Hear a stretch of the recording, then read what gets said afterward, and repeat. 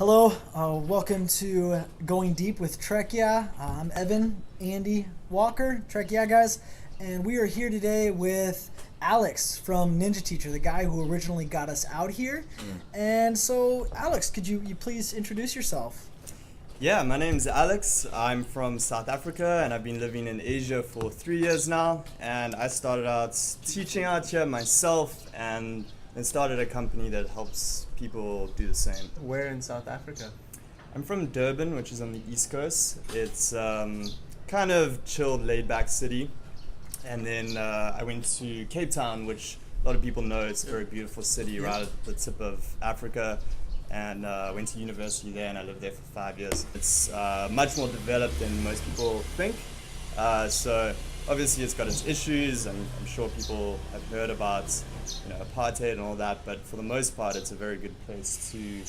So, did you go to university in Cape Town? Yeah. I went to UCT, University of Cape Town, and I was going to do computer science. And then I went to the orientation, and I was in the science faculty, and everyone was sitting in one big hall, and it was all the biology people, the science people, the computer science people, and everyone started dividing up into the different groups, and I was seeing all these cool people leaving, and at the end it was the computer science people, and this is the first week, and I was nothing against those people. I'm a nerd inside, but I was just this is not the future I see for myself. I'm not going to be stuck behind a computer coding for the rest of my life. Right. So I went and joined the biology group for the orientation. Just followed them instead of the computer science. But it took me a while to actually figure out what I'd realized then. And I tried to carry on with my degree, but luckily I also was doing psychology as a second major. Yeah. And then I was I don't want to do the computer science, and I switched over to psychology and philosophy just because it was more interesting to me. It was I felt like it wasn't so specific, it was broad. It got me thinking about life and people and philosophy, and I've always been really big into philosophy. I really like Stoicism as a philosophy. That was going to be my answer to you. That was going to be okay. So who's your favorite Stoic? Marcus Aurelius, Yeah. Epictetus, I don't know how to say his name, Seneca. Yep. I'm actually reading a really good book right now called The Daily Stoic by Ryan Holiday. Holiday. Yeah, it's a day's worth of Stoic readings for every day of the year. Yep. Brilliant. It's life-changing philosophy. Stoicism is so cool to me because it's practical, whereas a lot of philosophies can get very abstract and you can't really use it. Yeah. Absolutely. Mm-hmm. I'm very Epicurean. Yeah, I try to put more stoicism in my life. I mean, the summary of Stoicism is basically you realize what is and isn't inside of your control, and then you use your reasoned choice to act only upon what is inside of your control and let go of everything that's outside of it. It's so simple when you boil it down to that, but there's hundreds of teachings within that framework that help you to live a better life. Yeah. And I'm by no means a good Stoic yet, Yeah, it's a lifelong pursuit, I guess. Was this your first move after university, or what happened at the end of graduating? So at the end of university, I stuck around for another year in Cape Town, and I started to work on a business with a friend. And that was a self-development business, and that was basically because I'd studied philosophy and psychology, and I was very much into self-development.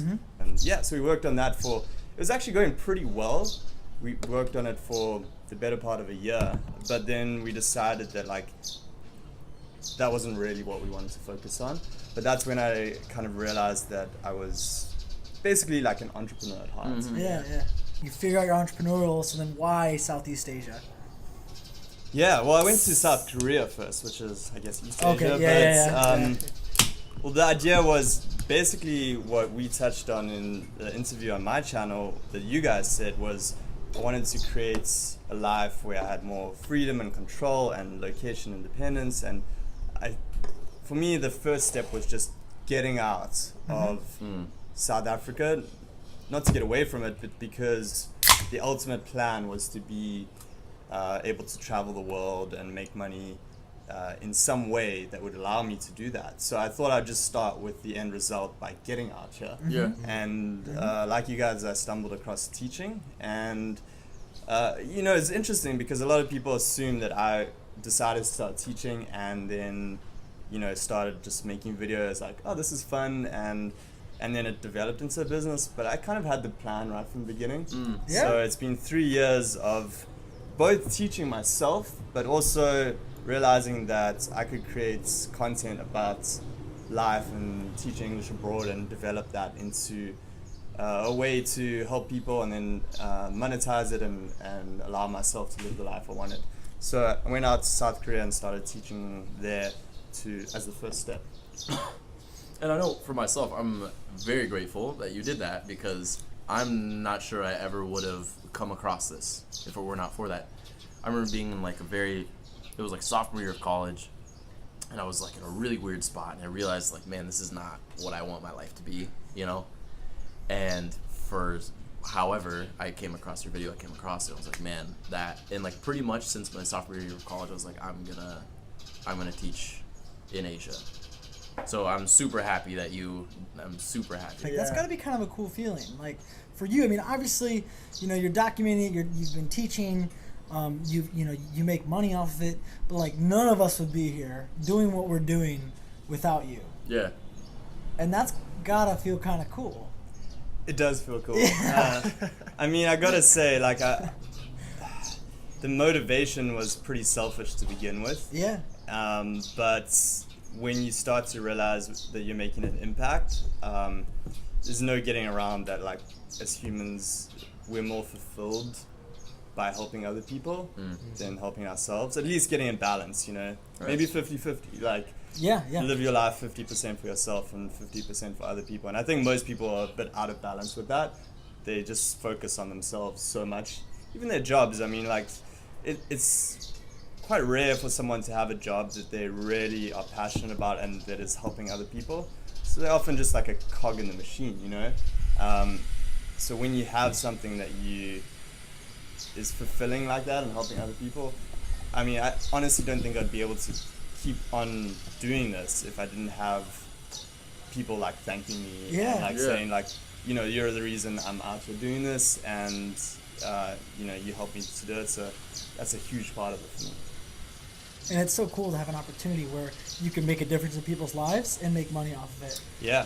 I mean, it's just like all those motivational speakers, Tony Robbins, like Gary Vaynerchuk, like they're making money off of it, but they're legitimately changing people's lives. And you're like, I mean, maybe on a smaller scale, but you're doing the same thing, and that's super cool. Yeah. Thanks, man. And I think that's a big misconception when people think of businesses and people that own a business that offers a service that charges money, is they think that person is just trying to make money.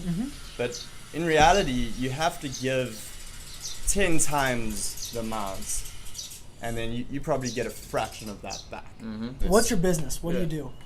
Yeah, so basically what I do is run a company called NinjaTeacher that helps people start teaching English in Asia.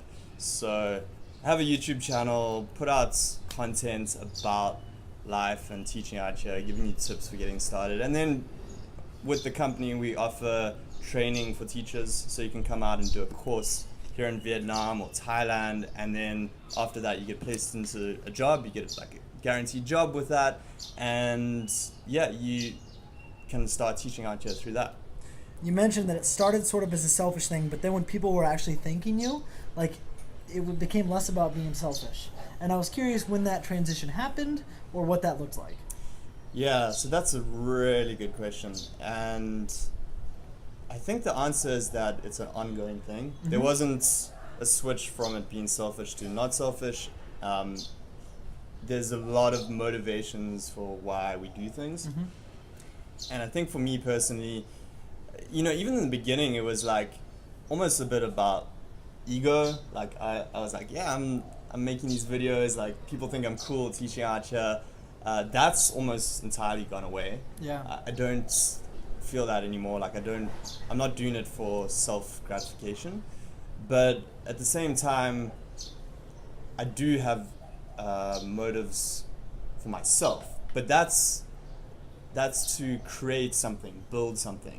So that's my personal motivation right now. It's like, how many people can I reach? And that's almost a selfish thing. It's like, what can I build for myself? Like, it's not really about money, but it is about creating something, because that's what drives me. And then on the other side, it's like actually helping people. It's like the real people in front of me that's come out here and do it and love it, and I love that. So it's a constant balancing of those things. And sometimes, you get a bit sucked into like, wow, I'm building this business, going really well, and like that happens. Like I get into that, but at the same time, when I think about the people and meet people, like just hanging out with you guys, it reminds me how important that is. And especially when I just see that, this year alone we've had like 100 people sign up, like in the first 3 months this year, like 100 people sign up for our programs here, and that's 100 people that we're gonna affect. And when you start thinking of it like that, you're helping other people.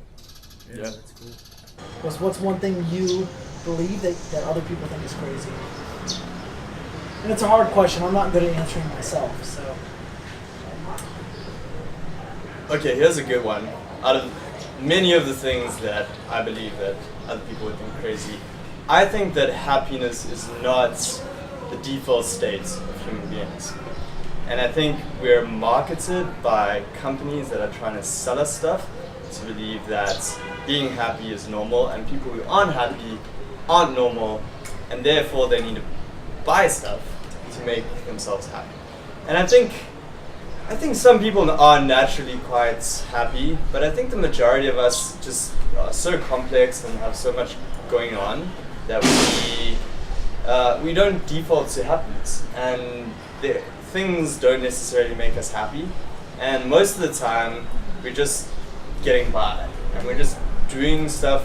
We're like trying to achieve things, we're trying to like connect with people, we're trying to make money, we're trying to live our lives as best we can, and sometimes we achieve a bit of happiness, but I think that people should stop chasing after it and just accept that a lot of the time you're not going to be happy, and don't believe, even like my videos on YouTube, I try and make them like quite positive, and it's not because I'm trying to show that my life is perfect, but no one really wants to see negative stuff, so you put out there what's positive about your life, and on social media people are just like trying to show how great their lives are, but most of the time it doesn't create a full picture, and the reality is that a lot of the time there's a lot else going on other than happiness.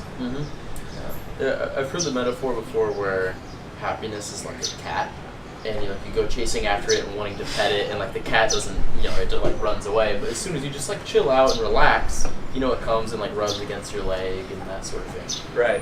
That's cool. I like that. It's hilarious because I've heard that same exact metaphor for women. Well, what do you guys think about happiness in terms of like what will get you happiness? I think work gets you happiness for the most part. Like work and having a goal, setting your life not to things or to people, not tying your happiness to things or people, but to work and goals. I think that's a lot of time what brings actual happiness. And if like you look back at like maybe evolutionary psychology or something, and what makes humans happy, or some humans, most, you could argue, is going and getting resources and like acquiring resources and doing those like biological and psychological needs and just fulfilling those. And in modern day society, it looks a lot different than it did back then, but it's got the same concepts behind it. But if your goal in life is to have fantastic relationships, have a very strong familial bond, then then your relationships, like that is what brings you happiness. It depends on what your goals are. I think you bring up goals, and it's like whatever your goal is, and if you've explored that enough, that's what'll bring you happiness. I think differently. I think being like what brings me happiness is just being extremely honest with myself, and like for goals and stuff. Like, yeah, that'll bring you happiness for a little bit when you hit that goal, but then the goal just pushes further. And so like buying things and trying to achieve to get happiness is it just pushes happiness further on, and it's a temporary fix. Yeah. I think it's just, you know, you can find happiness by, at least personally, and who knows? I mean, that's the question, is like, what is happiness? But just pulling back your idea of happiness and being very honest with yourself in the moment. I do think that being extremely honest means you set extremely honest goals, Yeah. right? Because if you know yourself exactly who you are, which is a goal in itself, to know exactly who you are, you're going to set goals that are like set to satisfy your honest self. Honest goals for your honest self.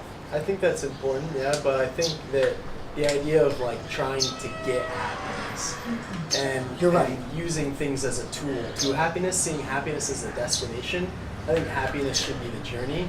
And You're while right. it's important to have goals and like improve and all this stuff, to be happy along the way and be happy with, you know, the flaws and the good things and everything. Yeah. You know what's crazy is like happiness. Like if you did, I don't know, a bunch of interviews on the street or something, it's like, what's the thing you want? It's like happiness. Everyone's happiness, but how much? And then if you go to the same, you know, sample or whatever, and you're like, how much have you studied happiness? No one would say. I would imagine hardly anyone would say they've studied anything, you know. But it's just interesting, like the disconnect. Everyone wants happiness, but very few people know how to define it or like actually how to get it. It's a good point. There's a really good book called The Happiness Advantage, which is very much based on the science of happiness and quite counterintuitive to what we believe. Yeah, just relating back to some of the things you guys said, well, I would say gratitude is probably the single biggest hack to being happy. Is just being grateful. And like you can literally just sit down in the morning and write 5 things you're grateful for. I'm grateful for my family, I'm grateful for my friends. Yeah, and then I would say the last thing that came to mind was presence. Being present to what you're experiencing. And it's like it's a little bit of a cliche, but it's like just being in the moment, you know. So you're like, and the third key is like getting a lot of presents. It makes you really happy. Do you meditate? I do, yeah. Like every morning. And is gratitude a part of that, like meditation, or is it very No, I mean, I try and keep that separate. I do mindfulness meditation, literally just focusing on the breath and trying to let go of thoughts. Just because so many successful people have said that it's a good thing to do. Like, when there's 80% of billionaires, Tim Ferriss said this, meditate. It's like, you don't have to question why it works, you just do it. Yeah. That's what I quote all the time when people are like, you meditate? Like, that's so weird. Yeah. It's like, well, I don't know. I 80% of blah, blah, blah, so I guess I kind of have to. What's the best purchase you've made in the past 6 months? Ooh, good question. I purchased a bunch of gear. Like, I upgraded this camera, I got a new laptop, but I would say probably this bag. You want to just pass it here? This thing is freaking awesome. Like, I don't know, like there's something about having a bag that just like does everything you want it to do. Just to touch on why I love minimalism in terms of stuff and in terms of just like what you focus on. So I can fit everything I own into. It's a big backpack. It's an 80-liter backpack. But I can fit everything in there plus this. Actually, my parents called me and they said like, yeah, you've got a ton of stuff in our garage, so you're like preaching this, you've only got everything you own, and like actually you got like boxes of stuff. It's like, oh. But in theory, like, you know, just having everything you own like with you is such a liberating feeling. I love that. And I know what you mean. Like I have basically like everything I own in this in like a bag here, but I still like I have boxes at my mom's, and she's like, hey, I'm gonna throw this shit away. I'm like, no, don't. Yeah. It's like really I've been living without it. Actually. Yeah. Man, I was really mad because I had this Pokemon card collection at home, and my mom gave it away. Brutal! And, like, it was like my favorite thing as a kid, and like not to mention the fact that there were like a bunch of really Holographic big Charizard. Dude, I had one of those. what is a time that you've been the most happy?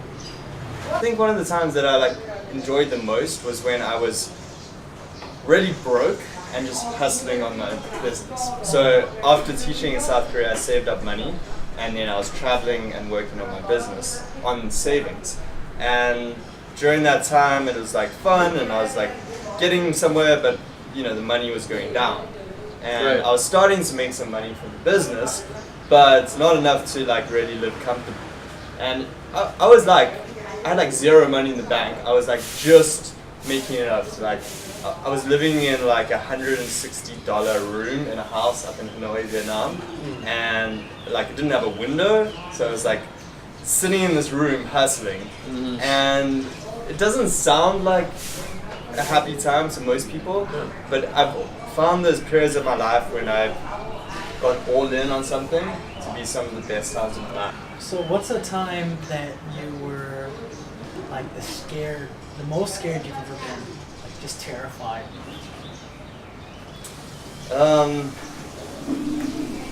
Probably when I went to South Korea to teach English, actually.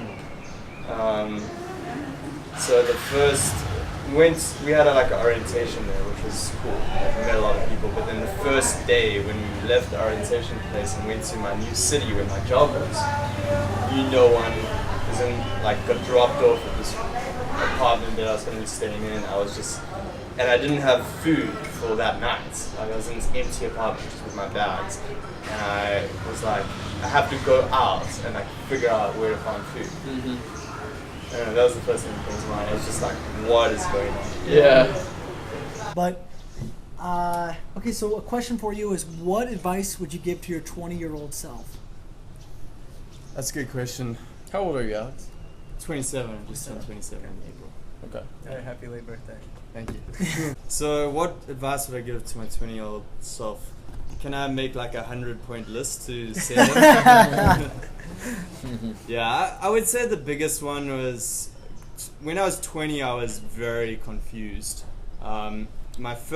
Actually I have a pretty interesting, like, I should have maybe told this a little bit earlier, but like a bit of an origin story of how in my first year of university, I got very depressed and socially anxious, and That guy hawking the loogie. yeah, We have a neighbor that always does that. he's got some phlegm going on there. It's gotta go.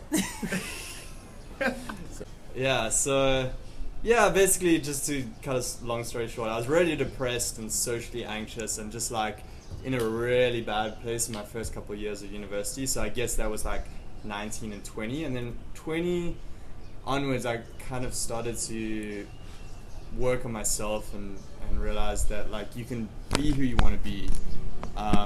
There's ways to you're not defined by your past, you're not defined there's no set limit to who you can be, you know. So it's again pretty vague, and unless you really think about the deeper implications of that, it's like your personality, your tendencies, the way people perceive you, it's not fixed, you know. You can literally not necessarily change, because who you are is alright. So it's this paradox between accepting who you are. So I really needed to accept certain things about myself at that stage, you know. I needed to realize that a lot of things that I thought were wrong with me weren't. It's just the way I was, and in fact were a lot of my strengths. And then at the same time realize that I can work on my weaknesses and go all in on my strengths to like become a better person, become more successful. So I'd try and convey that to my younger self, but he wouldn't get it. That's the thing. I had to learn it through experience. So it's hard, because like even if someone's listening to this and they're like, oh yeah, that makes sense, but if they're going through that, there's no fast shortcut around really experiencing that very low point that will allow you to change yourself but also accept who you are. It's really interesting to hear, and I had a similar experience in my sophomore year of college, my second year of college, and is pretty weird to say, but I remember you made a video similar to what you just said. Right. And I remember seeing that video, and I was like, same point, like very socially anxious, so socially anxious for whatever reason, because I never really had been, but like you just get in like a weird spiral, you know. And I would say, yeah, I was like depressed as well, and like in a weird spot, and a lot of it was because I was on a path that it didn't make sense. I didn't see that being like my life, you know. And I had to make the change. Now I'm here. It's the change is made, and I feel great, you know. But I do remember seeing that video that you made, echoing the same sentiment. Yeah. What's the most important thing you've learned in the past, like, 2 to 3 years? Again, lots of different things. The one that comes to mind, just waiting for one to come to mind. But essentially, what about you guys? Like, Yeah, no. So for me, I think the biggest thing was realizing that it's sort of an obvious one, but not compromising for your happiness. Is I could have easily accepted a job and been safe and had the benefits and done the track that everyone else did, but it wasn't perfect for me. So I guess what I would say is in the last 2 years is my biggest lesson has been to not settle. So many people settle in life, and I've learned that you should never settle. If it's within, I mean, so many people complain about how they have so few options, but when you compare myself and my friends here to, and I guess all of us, to the amount of opportunities we have compared to other people, I think there's a lot of people in this world that would label us as foolish for settling because we have so much available to us. So yeah, definitely my biggest lesson in the past couple of years is to just not settle. Do exactly what I want to do and what I want to be. That's a great one. Mine would be the value of introspection and like the painful self-reflection of like what you want and who you are, because that spurred on some of like the really tough times. But it's like a lot of people avoid it because it's painful to think about, but you can't like deny yourself. You can't deny yourself of like who you are, and it's painful to like go to those areas, but you have to do it. Yeah, and I think in the same way, just like that introspection and you know, learning who I am and becoming confident in who I am for flaws and everything, and just being comfortable with that. So the one that came to mind for me would be the amount of possibility that there is in the world right now. The amount of opportunities is just staggering, and that's related back to what you said, is just you shouldn't settle, because once you start to see the matrix of the world and just the systems that take place and how you can position yourself within the world and leverage those systems to create anything you want, like it's just, there's just endless possibilities, and we should be really grateful because we've had like good education and come from a society that allows us to think in these ways, and some people aren't. Before we close out today, I just really want to thank Alex for coming out. As we always mention, this is super fun for us, it's super rewarding, and I will forever suggest that if you ever have time to sit down with people you know or people you don't know and get to know them, because it will be a very, very rewarding experience. And yeah, so thank you so much for watching. I guess, Alex, I don't know if you have anything else you want to say before we leave. Yeah, so this was really cool. I really like what you guys are doing with this, going deep. It's just a new thing that I think there's not enough out there like this, you know, not enough people are really trying to get to the heart of things, you know, whatever that is. But I really like your style of doing this, so I think you guys should stay tuned, and it's really inspired me to actually take more of that approach with videos that I make, so yeah, so awesome stuff, guys, and if you're watching this, definitely stay tuned for what they're up to. I think there's going to be some really cool stuff coming up on this channel. And I'll also add to that is, you know, the reason we're out here is because of Alex and the Ninja Teacher team. So if you do follow us and you don't know anything about Ninja Teacher, I encourage you to check them out as well. We're very thankful for the opportunity that we have, and a lot of it, a good portion of it, is because of Alex. So anyway, thanks for tuning in. As always, we love going deep, and thanks for your time. Cool. Thanks, Great. Alex. Sweet. It's cool. Yeah. You may have noticed we had quite a few technical difficulties in this last video, so if you'd like to hear more from Alex, we have a couple minutes of just audio here following this clip. Thanks for watching. Where are 3 places in the world that you want to go back to? Good question. That's hard.